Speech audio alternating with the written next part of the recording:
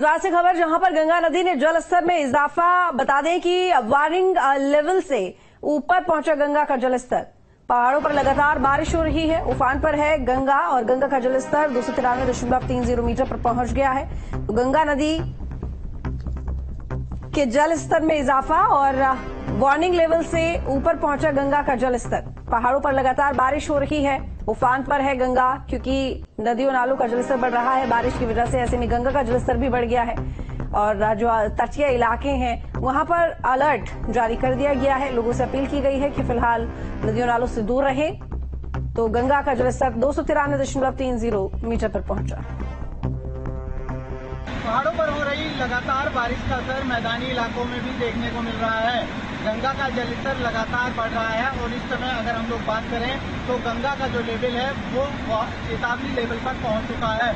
और हम इस समय जो भीमगोड़ा बैराज है जहां से इस गंगा को नियंत्रण किया जाता है वहां पर है। आप देख सकते हैं कि लहरों का जो उफान है वो लगातार ही बढ़ता जा रहा है। और अगर हम लोग बात करें तो इस समय गंगा का जो जलस्तर है वो 294.30 मीटर इस समय गंगा अपने लेवल पर बह रही है, जो लगातार मैदानी इलाकों में खतरे का संकेत दे रही है। क्योंकि आज सुबह से ही जो गंगा का जलस्तर है वो लगातार बढ़ रहा है और जो यहाँ पर खतरे का निशान है 294 पॉइंट है, 294 मीटर जो खतरे का निशान है। तो अगर हम लोग बात करें तो इस समय केवल 0.70 मीटर ही नीचे गंगा इस समय बह रही है। जिसको देखते हुए जो स्थानीय प्रशासन है उसने बाढ़ चौकियों को अलर्ट किया हुआ है और सभी जो गंगा के किनारे जो लोग हैं वहां पर चेतावनी दी हुई है कि कोई भी गंगा के किनारे ना जाए और ना ही यहाँ पर गंगा के आसपास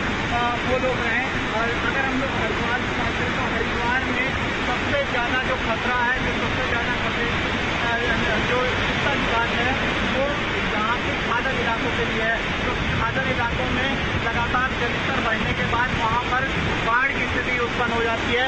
हालांकि जो स्थानीय प्रशासन है उसने यहाँ पर मौसम विभाग की चेतावनी को देखते हुए अलर्ट जारी किया हुआ है। साथ ही साथ जो बाढ़ चौकियाँ हैं उनको भी सचेत रहने के लिए कहा गया है। लेकिन देखने वाली ये बात होगी कि अगर जिस तरह से लगातार ये बारिश होती रही तो जो मैदानी इलाके हैं वहाँ पर बाढ़ की स्थिति पैदा हो सकती है। न्यूज स्टेट के लिए हरिद्वार से महावीर नेगी। कर्णप्रयाग से बड़ी खबर, जहां पर गैरसैंण के रास्ते में पिंडर नदी उफान पर है। सिमली से पहले नदी का रौद्र रूप दिखाई दिया है। बता दें कि कर्णप्रयाग गैरसैंण के रास्ते में पिंडर नदी उफान पर और सिमली से पहले नदी का रौद्र रूप दिखाई दिया। वो खतरे के निशान से ऊपर बह रही हैं तमाम नदियां। कर्णप्रयाग की तस्वीर आप देख रहे हैं, जहां पर पिंडर नदी उफान पर और सिमली से पहले नदी का रौद्र रूप देखने को मिल रहा है। मैं इस समय कर्णप्रयाग और गैरसैंण के रास्ते में पिंडर नदी के किनारे हूं और पहाड़ों में हो रही लगातार मूसलाधार बारिश के बाद पिंडर किस तरह से रौद्र रूप अपनाए हुए है ये मैं आपको दिखाता हूं। आप ये पिंडर नदी को देखिए। ये पिंडर नदी अभी यहां से तकरीबन 6-7 किलोमीटर 5-6 किलोमीटर आगे चलकर अलकनंदा में मिल जाएगी। कर्णप्रयाग में अलकनंदा के साथ इस नदी का संगम होता है और ये पिंडर ग्लेशियर से इसका उद्गम स्थल है पिंडर ग्लेशियर। आप इसमें इसके पानी में उठती हुई लहरों को देखिए। पत्थरों से टकराकर बहुत ऊंचाई तक इनकी लहरें उठ रही हैं और ये पानी का वेग और पानी की मात्रा दोनों बताती हैं कि किस तरह से पिंडर नदी का रौद्र रूप देखने को मिल रहा है। और ये कर्णप्रयाग में भी काफी तांडव मचाए हुए हैं। दोनों तरफ आबादी क्षेत्र हैं, आबादी क्षेत्र को भी खतरा हो सकता है। और इसके पिंडर के बारे में एक कहावत है कि पिंडर जितना शोर मचाती है उतनी खतरनाक भी है। तो ये दूसरी नदियों की तरह नहीं है और ये असाधारण नदी है। जब इसमें पानी का बहाव आता है तो पिछले दिनों आपने देखा होगा कि कर्णप्रयाग के पूरे एरिया से नदी के किनारे बसे हुए लोगों को सभी को हटाना पड़ा था। ये वही पिंडर है जो थोड़ा सा आगे चलकर अलकनंदा में शामिल हो जाएगी। उसमें उस पिंडर का अलकनंदा में विलय हो जाएगा। इनकी लहरों को एक बार और देखिए।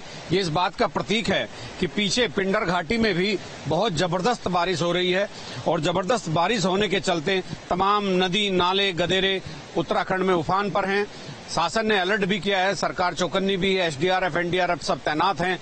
लेकिन नदियों का बहाव और नदियों की गति और नदियों की लंबाई इतनी है कि कहां कहां आप रेस्क्यू करने के लिए संसाधन झोंकोगे। इसीलिए लोगों को खुद ही अलर्ट रहना होगा।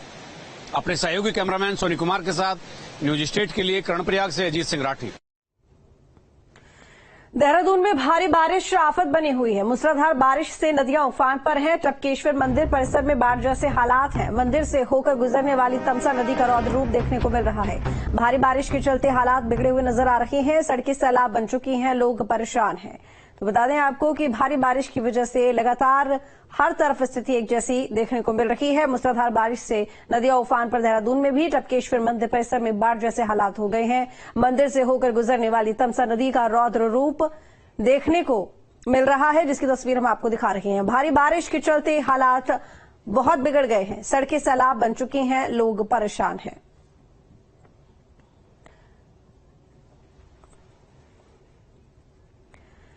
पहाड़ों पर लगातार हो रही बारिश के चलते जगह जगह भूस्खलन हो रहा है, जिससे सड़कें बंद है और जनजीवन प्रभावित है। और इसी बीच एक पिता अपनी घायल बेटी को 22 किलोमीटर पैदल पीठ पर लादकर अस्पताल ले जाने के लिए निकला ताकि बेटी का उपचार हो सके। नैनीताल जिले के कोटाबाग विकास खंड के जलना गांव में देवीपुरा सौर मोटर मार्ग पिछले 18 दिनों से बंद है, जिससे स्थानीय लोगों को भारी परेशानी हो रही है। इसी बीच एक पिता ने अपनी घायल बेटी का उपचार कराने के लिए उसे पीठ पर लादकर 22 किलोमीटर का सफर तय किया और कोटाबाग पहुंचाया।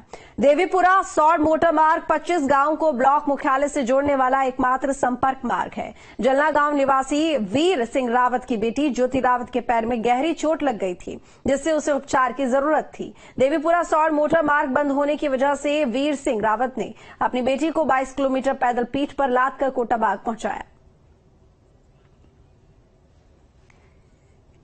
तो नैनीताल से ये खबर आप देख रहे हैं, जहां पर एक मजबूर पिता अपनी घायल बेटी को अपने कंधे पर लादकर अस्पताल लेकर निकल पड़ा।